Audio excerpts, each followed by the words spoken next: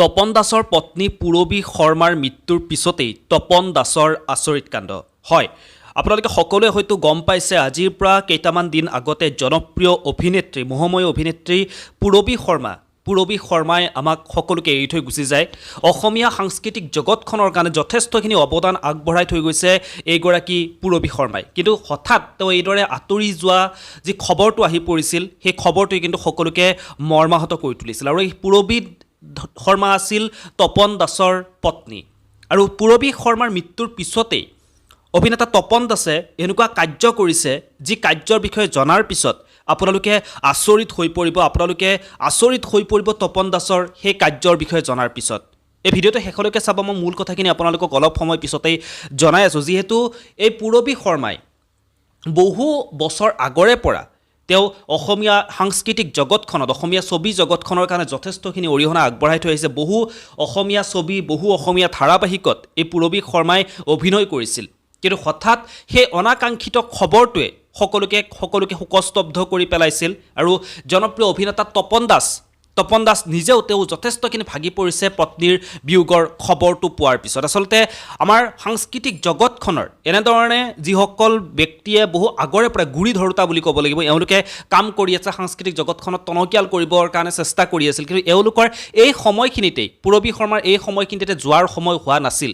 কিন্তু যিহেতু বিধিৰ নিয়ম মানিবই লাগিব, গতিকে সময় আহিল, তেওঁ গুচি গ'ল। কিন্তু তাৰ পিছতেই তেওঁৰ স্বামী তপন দাসে এনেকুৱা এটা কাৰ্য কৰিছে, যি কাৰ্য এতিয়া কিন্তু সকলোকে আচৰিত কৰি তুলিছে। আপোনালোকে সকলোৱে গম পায়, যিহেতু তপন দাসো এজন অভিনেতা, পূৰবী শৰ্মাৰ দৰে তপন দাসো এজন অভিনেতা। পূৰবী শৰ্মাই যেতিয়াৰ পৰা অভিনয় যাত্ৰা আৰম্ভ কৰিছিল, খুব সম্ভৱ তেতিয়াৰ পৰাই চাগে এই তপন দাসেও তেওঁৰ অভিনয়ৰ যাত্ৰা আৰম্ভ কৰিছিল। আৰু সেইদৰে অসমবাসী ৰাইজৰ মৰম আদৰ বুটলিবৰ কাৰণে সক্ষম হৈছিল এই তপন দাসে অসমীয়া ছবিসমূহৰ লগতেই তেওঁ অসমীয়া ধাৰাবাহিকসমূহত, লগতে চিনেমাত যথেষ্টখিনি তেওঁ কাম কৰি থৈ গৈছে এইজন তপন দাসে।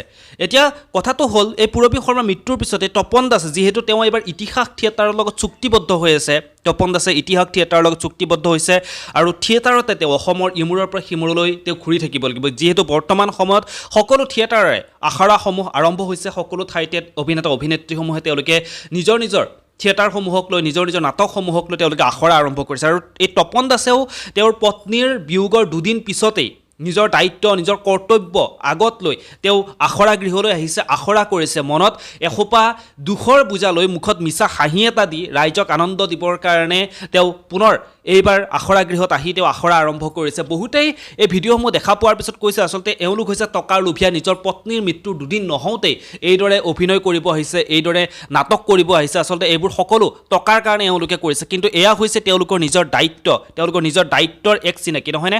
আপোনালোকে কি ভাবে এইটো বিষয়ত? আপোনালোকে মতামতসমূহ জনাবৰ কাৰণে একেবাৰে নাপাহৰিব। শিল্পীসমূহৰ জীৱন কিন্তু একেবাৰে সাধাৰণ জীৱন নহয়। সঁচাকৈ শিল্পী খাব পৰাকৈ তেওঁলোকৰ শক্তি থাকিব লাগিব। এয়া তপন দাসৰে তাৰে এক প্ৰমাণ বুলি ক'ব লাগিব বৰ্তমান সময়খিনিত। আহক তপন দাসৰ এটি আখৰা আমি চাই লওঁ।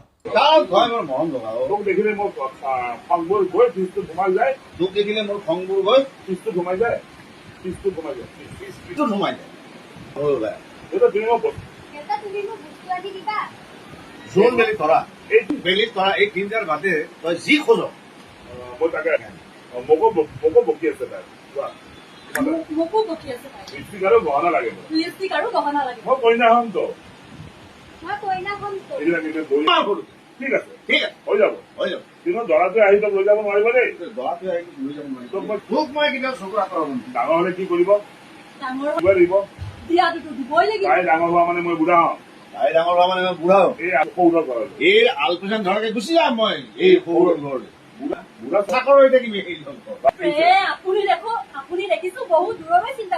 এইকাৰণে মই কিমান কি চিন্তা কৰো তুমি কি জানিবা? এইকাৰণে মই কিমান কি চিন্তা কৰো তুমি কি জানিবা? জিউলাও হয় মোৰ, এই জিউলাও হয়। মৰি জীয়াই থাকিব এইকাৰণে।